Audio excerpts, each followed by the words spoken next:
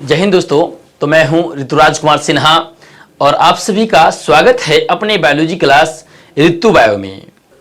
दोस्तों, तो जैसा कि आप देख रहे हैं कि आज हम लोग पढ़ेंगे इस वीडियो में हीमोग्लोबिन के बारे में कि हीमोग्लोबिन क्या होता है, यह इसका क्या काम है रक्त में, इसके कितने संघटक होते हैं, इसकी कमी से कौन सी बीमारी हो जाती है और यह कहां-कहां से हम प्राप्त कर सकते हैं, इसका पूरा प्रॉपर्टीज के बारे में हम लोग बारी बारी से देखने वाले हैं।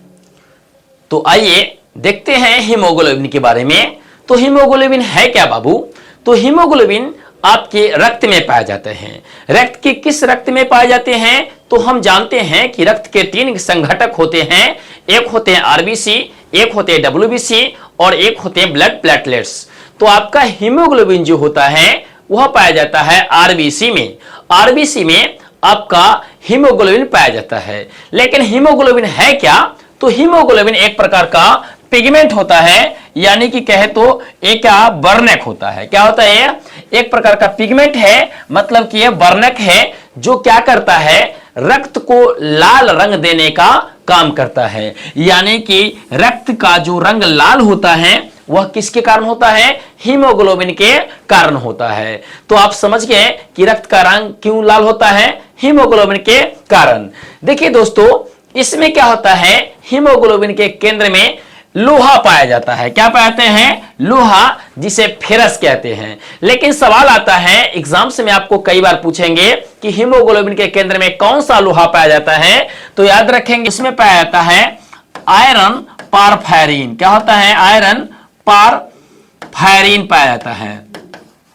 तो कई बार आपके एग्जाम्स में पूछे हुए बीपीएससी में कि हीमोग्लोबिन के केंद्र में जो लोहा पाया जाता है, आयरन पाए जाते हैं, वह कैसा लोहा होता है? तो वह आयरन पारफेरिन के रूप में होता है। और देखिए इसका काम क्या है? तो इसका काम होता है, हीमोग्लोबिन का मेन काम होता है ऑक्सीजन को परिवहन करना हमारे शरीर में। मतलब कि जब सांस हम लेते हैं तो हमारे फेफड़ा में जो ऑक्सीजन गैस जाता है, उस ऑक्सीजन गैस को यही हीमोग्लोबिन क्या करता है, बांध करके पूरे शरीर में फैलाता है। अब सवाल है कि हीमोग्लोबिन कैसे ले जाता है? तो बाबू मैं पहले ही बता दिया हूं, इसके केंद्र में क्या पाया जाता है? लोहा पाया जाता है।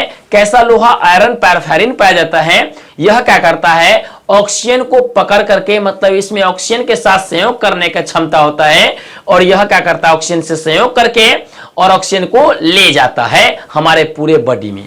अब सवाल है कि यह ऑक्सीजन को कैसे ले जाता है? तो ध्यान दीजिएगा, यह हीमोग्लोबिन क्या होता है, जब हीमोग्लोबिन ऑक्सीजन के साथ क्या करता है, संयोग करता है, तो वह बनाता है ऑक्सी हीमोग्लोबिन। याद रखेंगे, ऑक्सी हीमोग्लोबिन बनाता है और ऑक्सी हीमोग्लोबिन बनाकर क्या करता है, इसे क्या करता है, हमारे पूरे बॉडी में ले जाने का काम हीमोग्लोबिन करता है।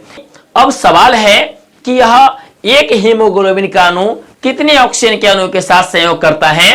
तो बाबू ध्यान देंगे, हीमोग्लोबिन का यदि एक अणु है तो यह ऑक्सीजन के 4 अणु के साथ क्या करेंगे, संयोग करेंगे। मतलब हीमोग्लोबिन का एक अणु ऑक्सीजन के 4 अणु का परिवहन हमारे शरीर में करता है।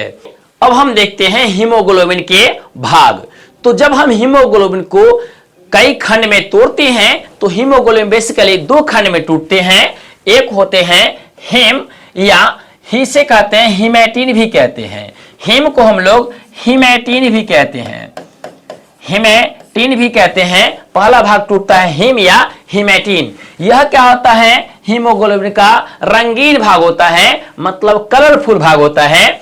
और इसी में क्या होता है, लोहा पाया जाता है। क्या होता है, इसी में लोहा पाया जाता है। लोहा किस रूप में पाया जाता है?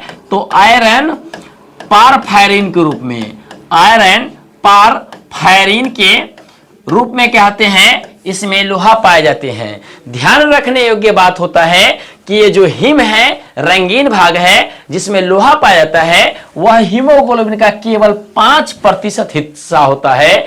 यानी कि यह केवल 5% हीमोग्लोबिन में पाया जाता है। बाद बाकी के जो आपको 95% बचे हुए हैं, वह 95% क्या होते हैं, ग्लोबिन होते हैं। क्या होते हैं, ग्लोबिन। यह ग्लोबिन क्या है, रंगहीन भाग है।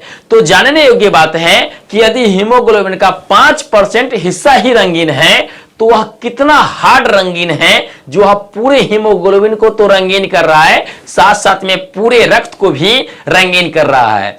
दोस्तों, तो आइए अब हम देखते हैं कि हीमोग्लोबिन किस व्यक्ति में कितना पाया जाता है। मतलब कि हमारे रक्त के प्रति डेसीलीटर में कितना हीमोग्लोबिन होना चाहिए। अगर उससे कम है तो आपको बहुत ही गंभीर बीमारी हो सकता है।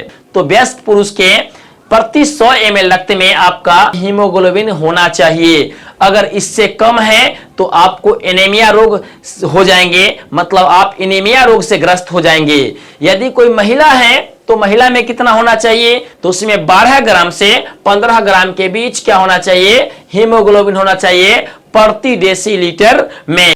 कोई नवजात बच्चा है तो उसके रक्त में कितना हीमोग्लोबिन होना चाहिए, न्यूली बॉर्न बेबी के रक्त में होता है 14 से 24 ग्राम हीमोग्लोबिन के बीच होते हैं। यदि कोई गर्भवती महिला है तो उसमें कितना हीमोग्लोबिन होना चाहिए, तो उसमें 12 से 16 ग्राम के बीच रक्त होना चाहिए। यदि आपके शरीर में हीमोग्लोबिन की मात्रा कम है, यानी कि प्रति 100 ml में केवल 10 ग्राम है या 11 ग्राम है या 10 से नीचे है, तो बहुत बड़ी गंभीर समस्या में आप पड़ने वाले हैं। यानी कि कौन सी समस्या पड़ेंगे, तो आपको हो जाएंगे एनीमिया रोग। एनीमिया क्या होता है, तो खून की कमी को हम कहते हैं एनीमिया रोग। यदि आपके शरीर में खून की कमी हो जाएगा तो एनीमिया रोग हो जाएगा। एनीमिया रोग कहने का मतलब आपका शरीर में हीमोग्लोबिन की मात्रा लगातार कमने लगेगा और एक समय आएगा इसकी कमी से आपका मृत्यु भी हो सकता है। दोस्तों, तो अब हम देखते हैं कि हम किस प्रकार से हीमोग्लोबिन की मात्रा अपने शरीर में बढ़ा सकते हैं। तो अपने खान पान को नियंत्रित करके हम अपने शरीर में हीमोग्लोबिन को बढ़ा सकते हैं। हरी साग सब्जी, ध्यान दीजिए, हरी साग सब्जी ऐसा क्यों, तो आप जानते हैं कि हरी साग सब्जी में अत्यधिक मात्रा में फेरस पाया जाता है, यानी कि लोहा पाया जाता है। अगर आप ज्यादा मात्रा में भोजन में हरी साग सब्जी का सेवन करते हैं तो आपके शरीर में ज्यादा मात्रा में लोहा जाएंगे, और ज्यादा मात्रा में लोहा जाएंगे तो क्या होंगे, आपको ज्यादा मात्रा में हीमोग्लोबिन बनेंगे, और ज्यादा मात्रा में हीमोग्लोबिन बनेंगे तो आपके शरीर में रक्त की मात्रा ज्यादा हो जाएंगे, बढ़ने लगेंगे यानी कि, और आप बिल्कुल स्वस्थ हो जाएंगे। इसके अलावा और आप क्या कर सकते हैं, टमाटर खा सकते हैं, चुकंदर खा सकते हैं, यह आपके शरीर में हीमोग्लोबिन की मात्रा को बढ़ाएंगे। इसके अलावा आप पालक खा सकते हैं। बहुत टाउन के लोग क्या करते हैं, पालक का रस बना करके भी पीते हैं, तो आप रस बना के पी सकते हैं, पालक का साग बना के पी सकते हैं, या आप इसको दाल बना के भी खा सकते हैं। इसके अलावा पत्ता गोभी के अलावा मांस आप खा सकते हैं। मांस खाने से अभी आपके शरीर में हीमोग्लोबिन की मात्रा बढ़ेंगे। दोस्तों, अगर वीडियो पसंद आया हो तो लाइक करें, सब्सक्राइब करें और अपने दोस्तों में शेयर करें, ताकि वह भी इस वीडियो का अधिक से अधिक लाभ ले सके। तब तक के लिए जय हिंद, जय भारत।